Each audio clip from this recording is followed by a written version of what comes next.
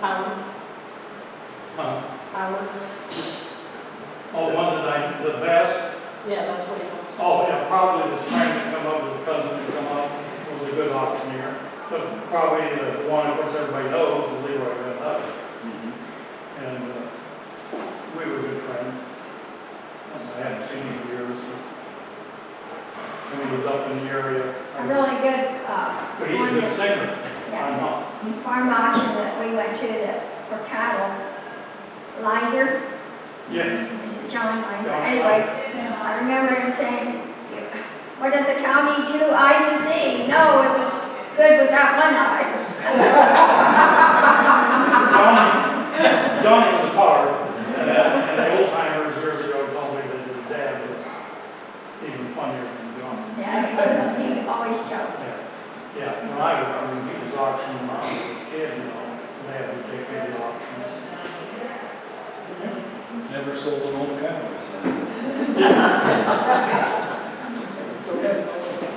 Any other questions? Dale, there's been a lot of controversy. I have friends out in California who they'll pay as high on a buyer's premium. They'll pay up to 35% just to buy the object.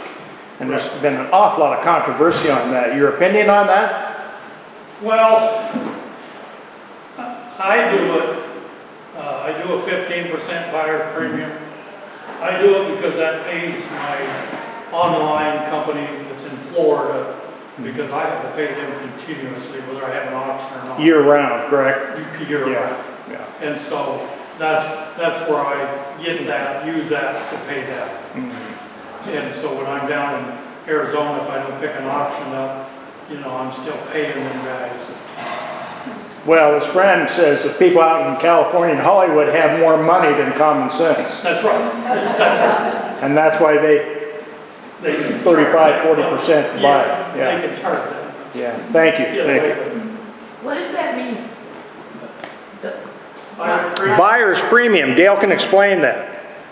You buy something for $10, we add 15% onto it, and that pays my online auction. We went to a big car auction, or a big antique tractor auction called Oscar's Dreamland out in Montana, I think. And they had a big, like a Mecum style, huge car auction company. And that was the first one that broke into the antique tractor business. And they charged the premium. And boy, everybody was like, what the heck is this? You know, now everybody's doing it. Everybody's doing it. Yeah, at first It's just hard business now. Yeah, at first it was like, you know, better put on your bulletproof vest. Yeah. Well, they're charging me more money, you know. But you're just, all they're doing is sharing the expense more with the buyer and the sellers. Probably sharing it, so to speak. Anything else, Chuck? You've got a number of my options. Always fun. You know, like I said, people ask me to go back to it. I missed the fun. It was nerve-wracking. My wife can probably relate to that. She goes, you're even nervous going up here just to talk. But I do miss that. You know, Jack coming along, a lot of you guys come to my auctions. And I miss that. Maryland's better. Yeah, but I do miss that. But it really gets nerve-wracking, especially this year would have been terrible if all rain. You know, that's what we ran into to get ready, and you never had a building big enough. You know, we have two big buildings up there that's never big enough. And, you know, how do people get there in the rain, or how they carry their stuff back to their cars. So, you know, and if it's really bad, if you're out in the country, you have to postpone it. You know, then it's more advertisement, you know, back in them times. And, yeah, one of my better best farm auction that I did was down in Dawson and Griffin, and it started snowing really bad. You couldn't see nothing, but we had a lot full of four-wheel drive pickups and farms. You know, I went to the house and I said, what are we going to do? Sell it. I said, okay. You know, he said, well,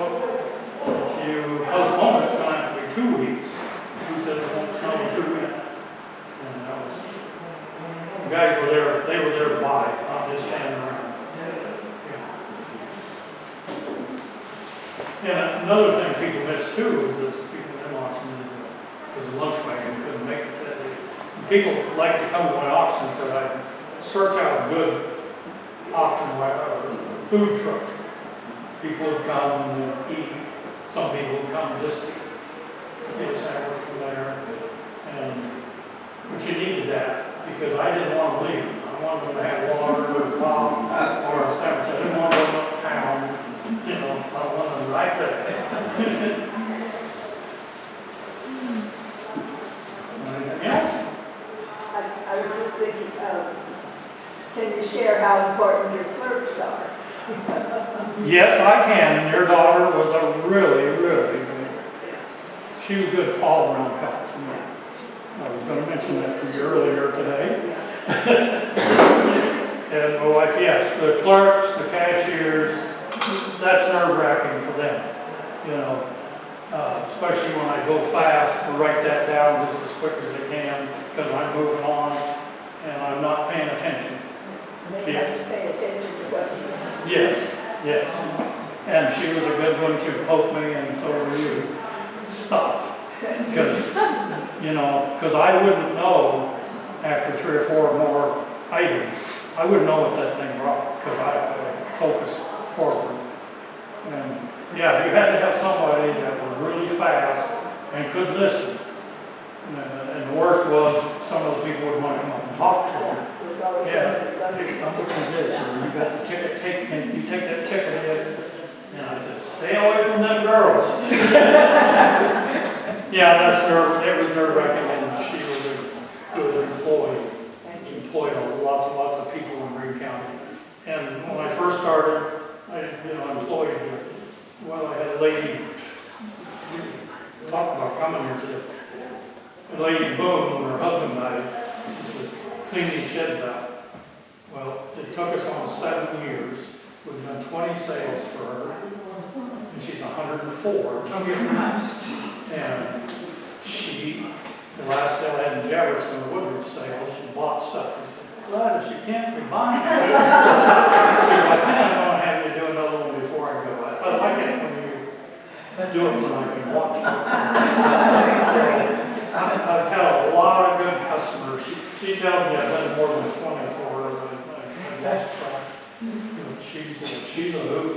Yeah, she's going to be 104 in September. I think that's when I'm taking her.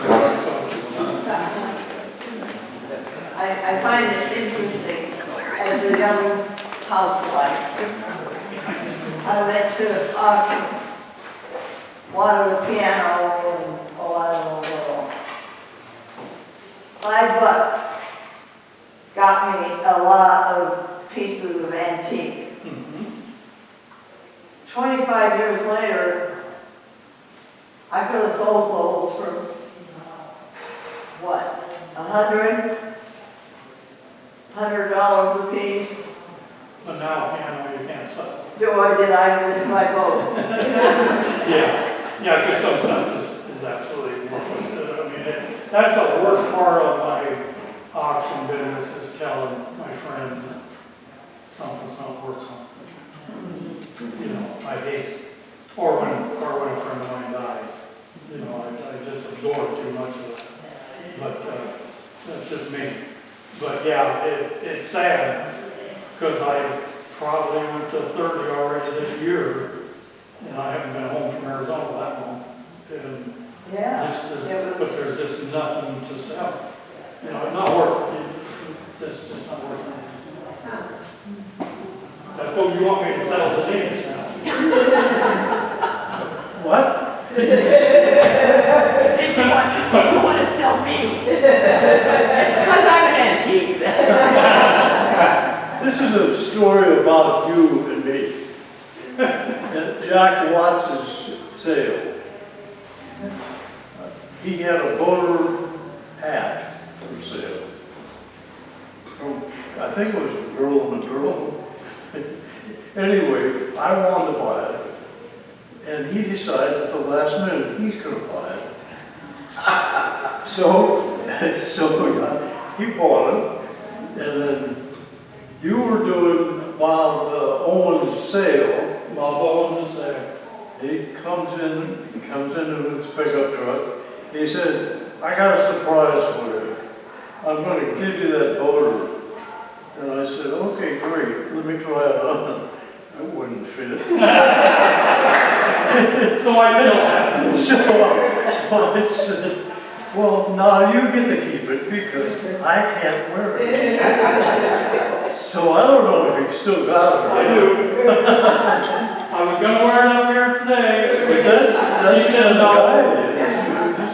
I think you two outbid me on that boat. I think you're right. I think I was up there. I shot a picture of Dale wearing it. Yeah. I was gonna bring a wear up here, she said no, so I knew the other piece that I was gonna have her wear. Yeah. Or either, is because, you know, I sold your wife the hat with all the flowers. I had one of those left too, and I was gonna have her wear it. That's the kind of guy. You know that. Oh, yes. Thank you. You're welcome. That's what makes my program. That's what makes my business is you people.